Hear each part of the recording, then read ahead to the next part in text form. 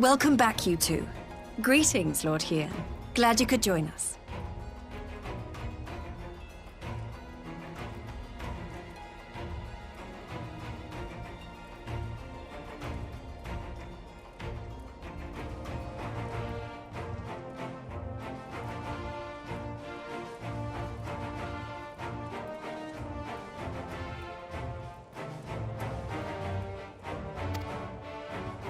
Glad to be here. I would have come sooner, while our own defense is not in question, but I am pleased to report that our soldiers are assembling for deployment to Alamigo as we speak. We're grateful for your support. Thanks to the efforts of our allies, it won't be long before we've established defensive positions on this front as well.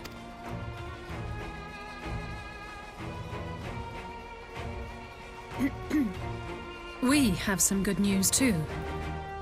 Alphino has come back to us. As for the bad news...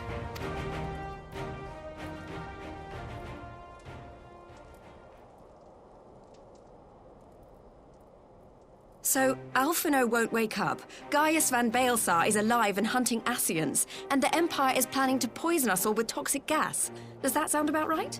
Ordinarily, any one of those things would have left me in shock. But the way things have been lately, it's all starting to seem pretty normal. Getting back to your report, are we sure this Black Rose is the weapon Maxima was talking about? It fits the description. And it seems we have Alphino to thank for sparing us an early demonstration of its effectiveness. I have a feeling this won't be the last time his bravery in the Empire will serve us here in Eorzea. The threat of an unknown weapon has had us all on edge. But now that we know what we're dealing with, we can take steps to defend against it.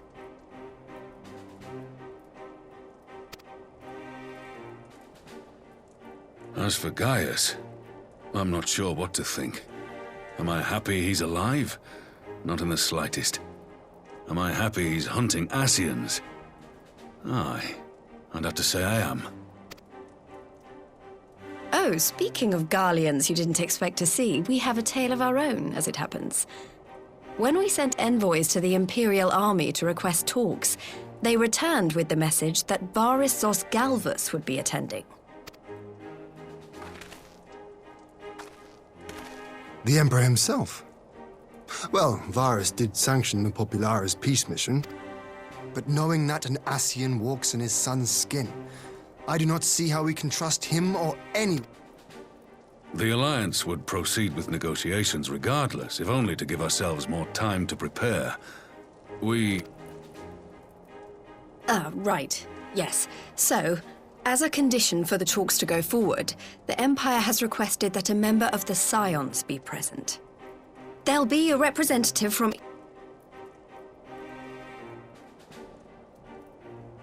God, Lise, you know how much I hate politics.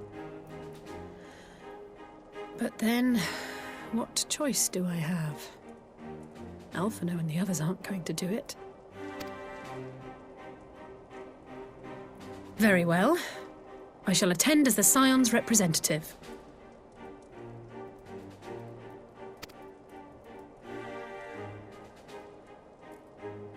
In case you're wondering why I didn't ask you, the Empire also requested the presence of Eorzea's champion.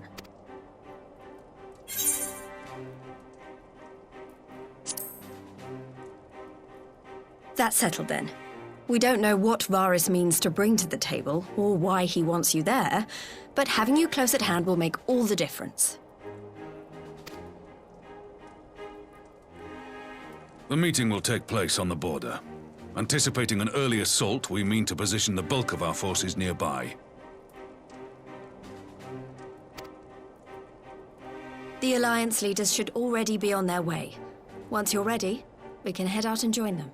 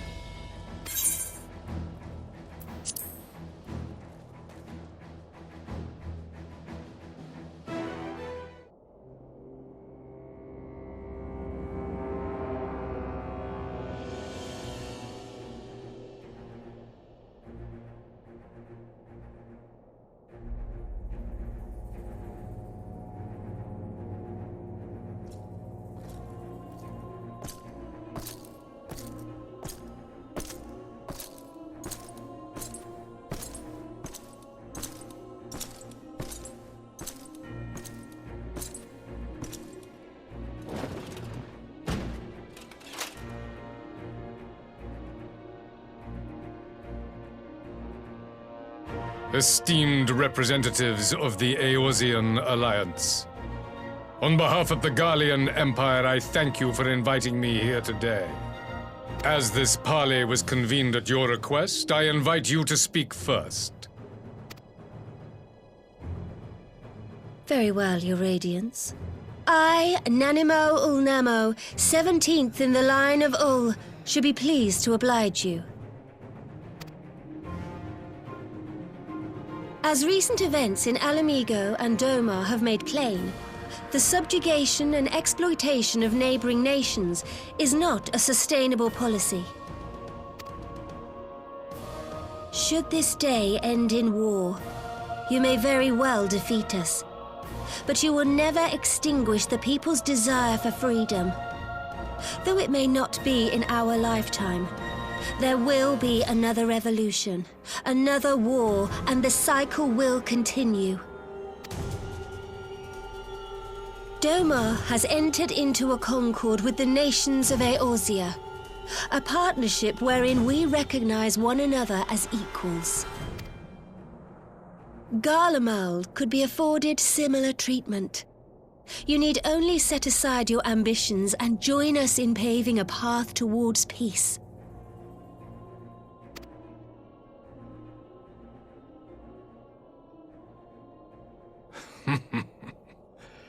You will not win me over with sophistry, Your Grace. As you know only too well, this alliance lacks the strength to keep the peace within its own borders. Even now, your struggles with the Beastmen continue unabated. Divided, you sow this fertile soil with the seeds of your differences and reap naught but discord and chaos for your trouble. Eorzea must be united under one leader, one purpose. I would offer you both and bring an end to your strife. With all due respect, Your Radiance, the only thing that you offered the people of Alamigo was fear and hopelessness. The citizens of Doma can also attest to the meager arms of imperial rule. There is no purpose to be found in a life of oppression, each day more uncertain than the last. Our people are willing to die for their freedom. A great many already have, and countless more will, if we don't put an end to this madness here and now.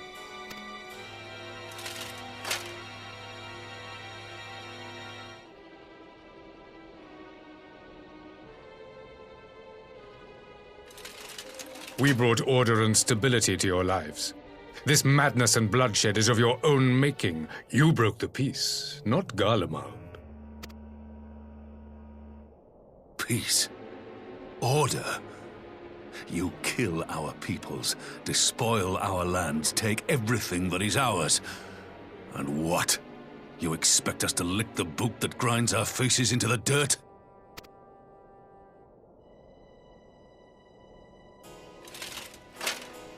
I expect you to weigh the costs, to recognize the countless lives have been lost on both sides in pursuit of a greater good, and to not squander all we have achieved in a fit of petulance.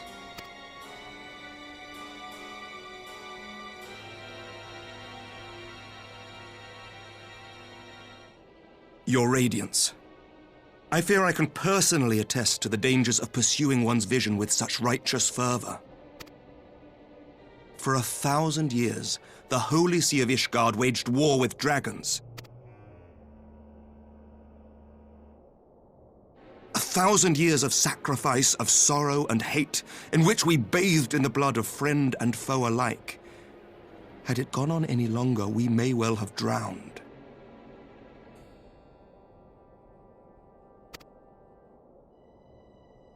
Yet we have chosen to raise ourselves out of this bloody spiral, and have since made peace with our former enemy. So I understand. No doubt the dragons were more receptive to your overtures in the wake of their leader's demise.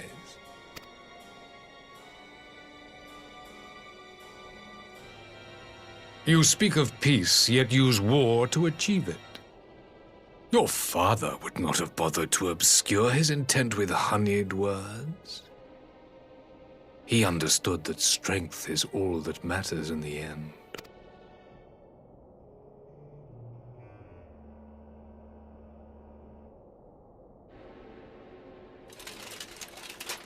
Without his clarity of vision, I can but wonder what will become of Ishgard and her people.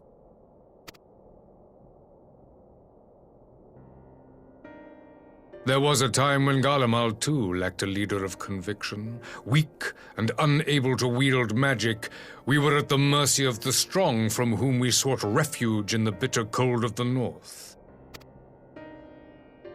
Were it not for the discovery of ceruleum and the subsequent development of magitech, we might never have gained the power to take back that which was rightfully ours.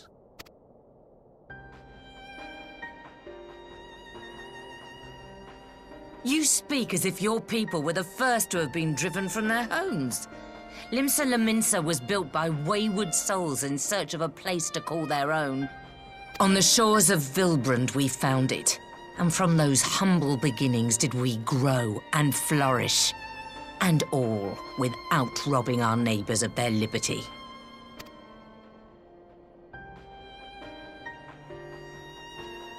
So saith the pirate. Am I to believe that you simply asked the kobolds to yield up their lands and that they were happy to oblige you? That you did not drive them out like rats in the hold of one of the many ships seized by your privateers?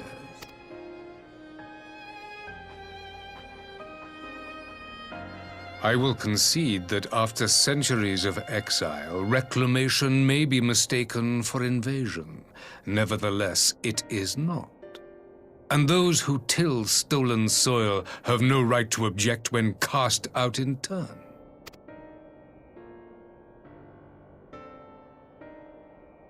Your uncompromising nature rivals that of the Ixal.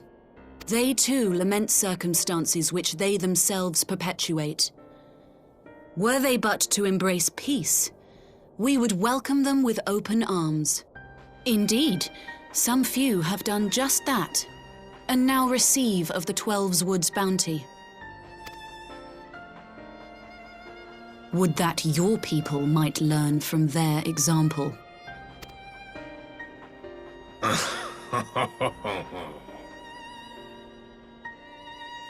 You dare compare us to the Birdmen? You who thought to invoke the 12 and threaten all of creation?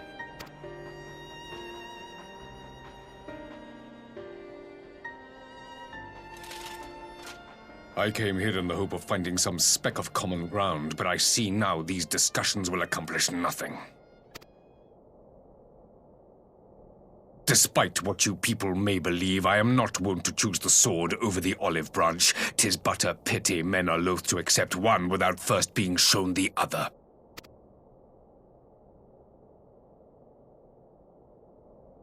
Wait, I beg you. This meeting was supposed to be a chance to find a way forward together, not to bemoan the missteps which brought us here. Please, if you truly consider violence a last resort, there must be a way we can come to an agreement.